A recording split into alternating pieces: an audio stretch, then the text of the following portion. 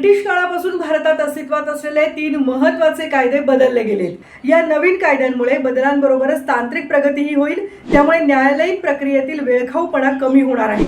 Online filing, video कॉन्फरन्सिंगद्वारे साक्षीदारांचं म्हणणं ऐकण्यावर भर देण्यात येणार आहे. देशात काश्मीर ते कन्याकुमारीपर्यंत एकच न्यायव्यवस्था लागू होईल. न्यायाधीश किंवा लोकसेवकांविरोधात खटला चालवण्यासाठी 120 दिवसांमध्ये राज्य शासनाला कळवावं लागेल. तसं न कळवल्यास सरकारची सहमती असल्याचं गृहीत धरलं जाईल. 35 कलमांमध्ये टाइम बाउंड आखून देण्यात आलाय. बलात्कार, अत्याचाराच्या गुन्ह्यात 7 दिवसांमध्ये तपास अधिकाऱ्याला मेडिकल रिपोर्ट पाठवावा लागणार आहे.